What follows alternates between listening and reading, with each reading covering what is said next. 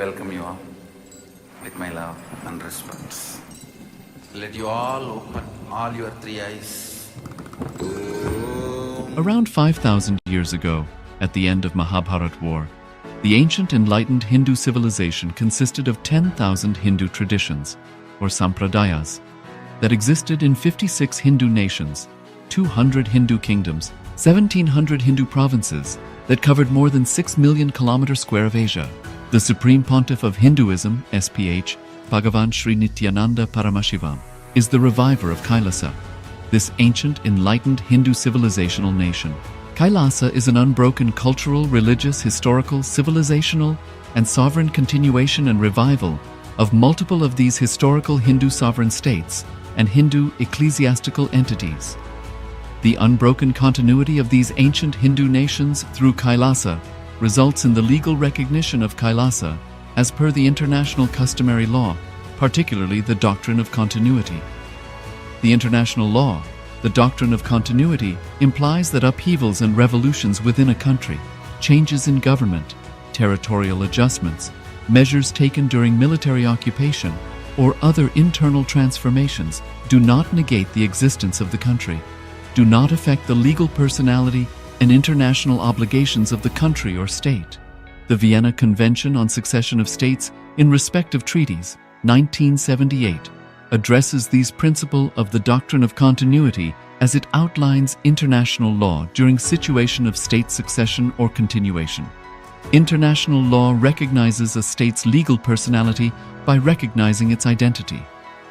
This perspective extends even during the period when the given state or country is annexed or occupied by a foreign power. Even in such cases, the legal personality of the state is considered to persist, enabling its subsequent re-establishment. Historical examples dating back to the 18th century include cases like Portugal and Genoa that were re-established after the Vienna Congress of 1815.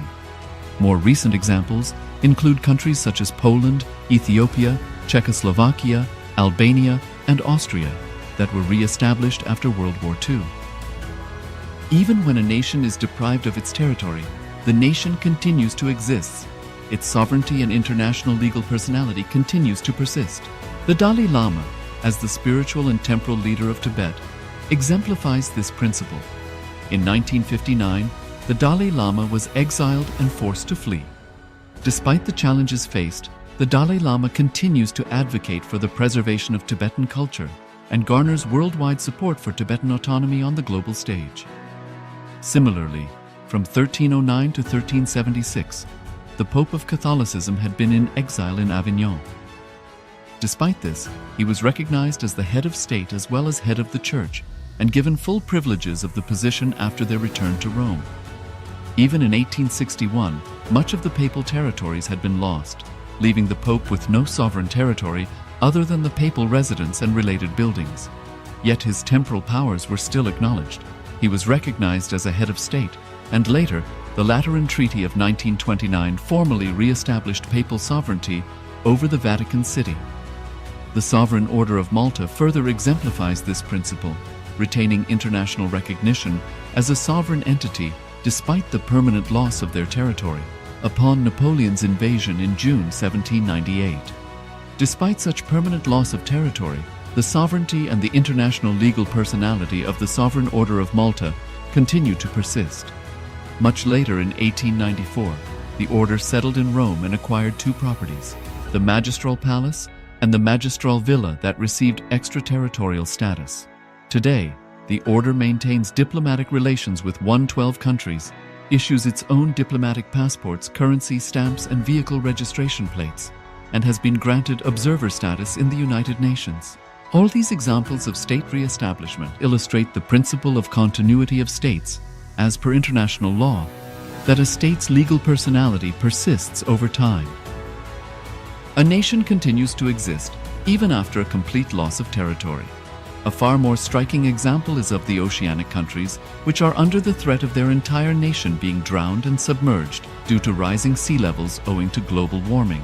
In response to such existential threat of climate change, Pacific Island nations, including Tuvalu, have enacted constitutional amendments and made international declarations affirming that their nation and their sovereign rights will continue to persist, despite their entire territory being lost to the sea. This proactive stance is highlighted in the Constitution of Tuvalu Act 2023 and the Pacific Islands Forum Declaration of 2021.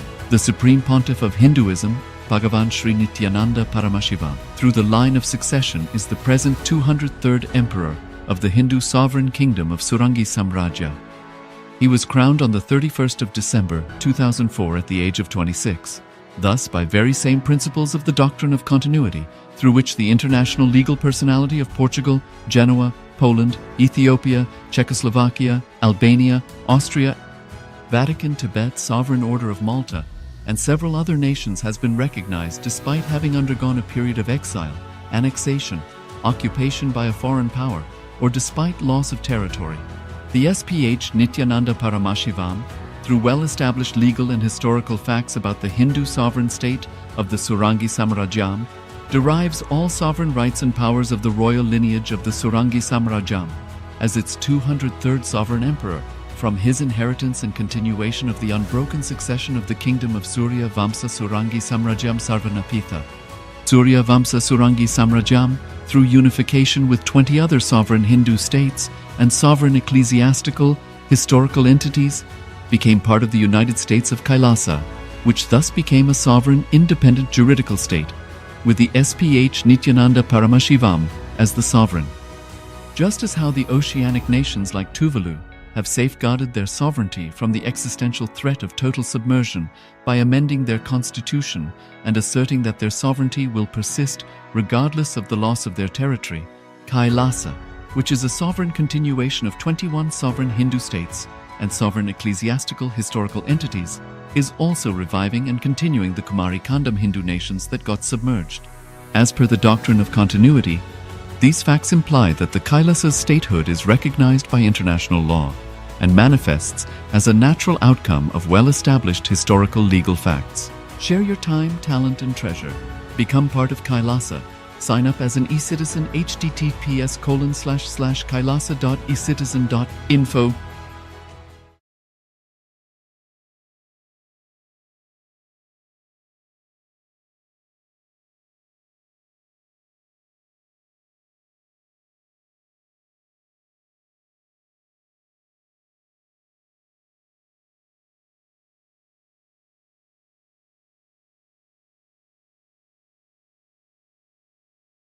परमसुखदं केवलं ज्ञानमूर्तिं द्वन्द्वातीतं गगनसदृशं तत्त्वमस्यादिलक्ष्यम् एकं नित्यं विमलमचलं सर्वधी साक्षिभूतं भावातीतं त्रिगुणरहितं सद्गुरुं तं Namami. Nithyanandam to all the participants who have joined us today on the third day of the Paramashivoham program. And today, each of us will be learning about the Pancha Krityas, the 5 cosmic actions, which is the Shrishti, Sthiti, Samhara, Tirobhava, and Anugraha, which is also the actions of creation, sustenance, rejuvenation, putting into delusion and liberation. And after the wonderful yoga that each of you did, which was so rejuvenating, I request each of you to post how you felt today during the yoga. What was your new experience that you had today during the yoga? And in that same space, we will be starting our day today with the power manifestation, where we will be manifesting the power of third eye. Today, as all of us are preparing ourselves to understand, to learn about Jiva, Jagat, and Ishvara, we are going to be preparing ourselves to understand what is the exact science, how you can apply the principles of Jiva, Jagat, and Ishvara to manifest your ultimate reality. What is it that you would need? We're going to be learning in detail about each aspect of this. And like Natarāja just shared, we're going to be starting with manifesting the power of third eye. And today, we're going to be beginning with manifesting the ability to see and identify any shapes that is projected to you all. Yesterday we did colors. Today we're going to be projecting a shape, any random shape, okay? And what I'm going to request all of you to do is, you're going to try and replicate that shape, draw it out. So you're going to draw the shape that you're seeing, and you can see squares, triangles, rectangles, octagon, anything that you want, right? So you are going to be what Swamiji is revealing to you. Understand, it's not about what is projected that determines you see or not. You should know whether you're seeing colors, shape, letters, numbers, or you're seeing 500 kilometers far away from you. Everything needs the exact same energy in you. There's no quality difference will not be there based on what you see. The quantity will not affect the quality, but your space, your feeling connection, that is the key. That will influence and impact what you see as reality outside. So now can I request each of you to bring your eye bands to close your eyes if you don't have it yet, and you can come settle down and you can wear the eye band, and we will be projecting a shape for all of you, and you can even get your paper and pen or pencil and start replicating the shape. Whatever you see, whatever Paramashiva, whatever Swamiji shows you in your third eye, whether any shape and any color, please draw it on the paper. We will now be projecting the shape for all of you. I request all the participants to please blindfold yourself and the Mahavakya. Identify what is With the this exact shape one being spiritual projected. powerful cognition, chant this Mahavagya.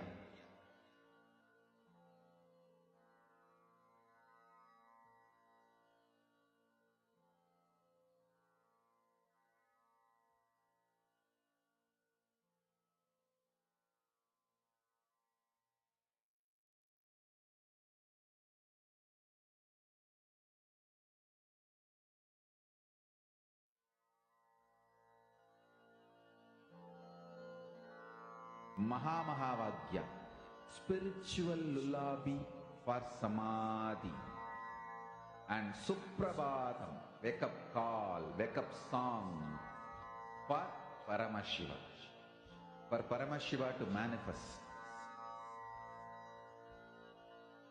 With this one spiritual powerful cognition, chant this Mahavagya.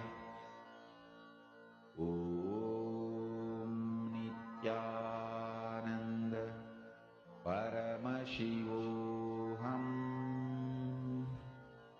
Om Nithyananda Paramashivoham. Om Nithyananda Paramashivoham. Om Nithyananda Paramashivoham. Om Nithyananda Paramashivoham. Om Nithyananda Paramashivoham. Om Nithyananda Paramashivoham.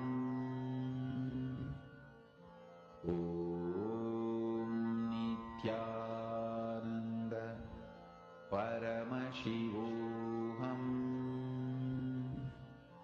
Om Nithyananda Paramashivoham.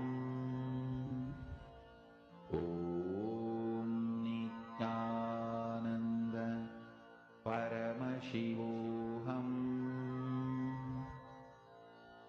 Om Nithyananda Paramashivoham. Om Nithyananda Paramashivoham.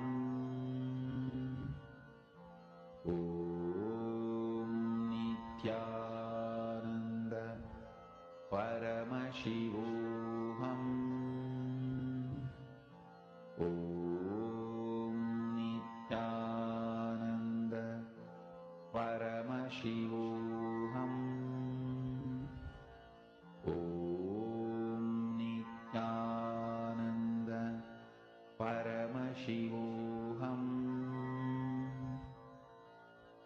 Om Nithyananda Paramashivoham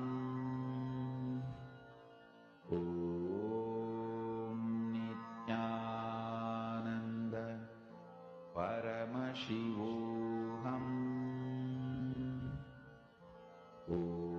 Om Nithyananda Paramashivoham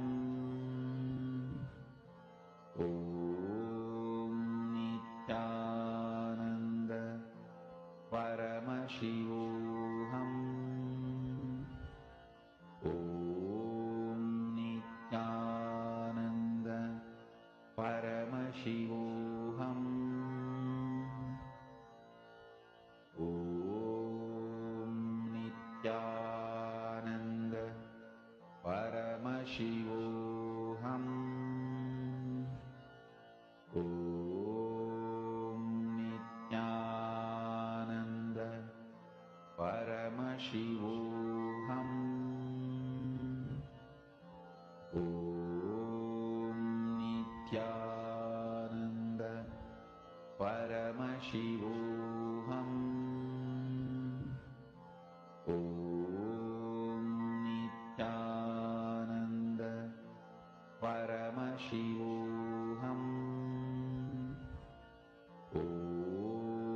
Nithyananda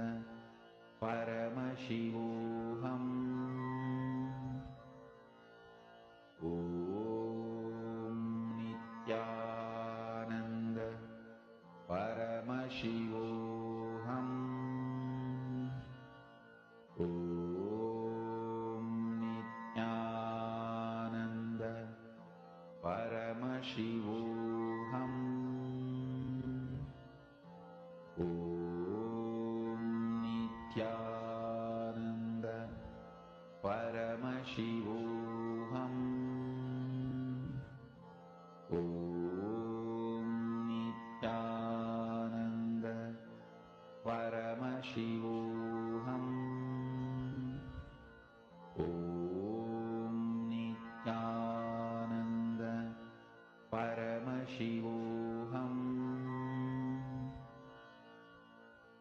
Please relax. Om I request each of the participants now to post whatever was revealed to you in your third eye by Swamiji. You can post it in the chat.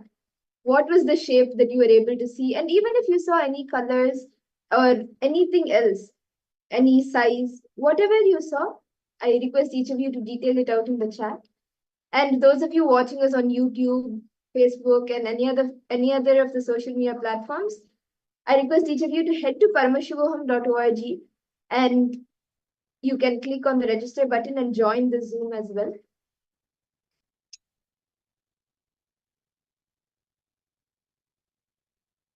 Yes, so each of you can post what was the shape you were able to see, and even if you saw the color of the shape, whatever you saw, please detail it out in the chat.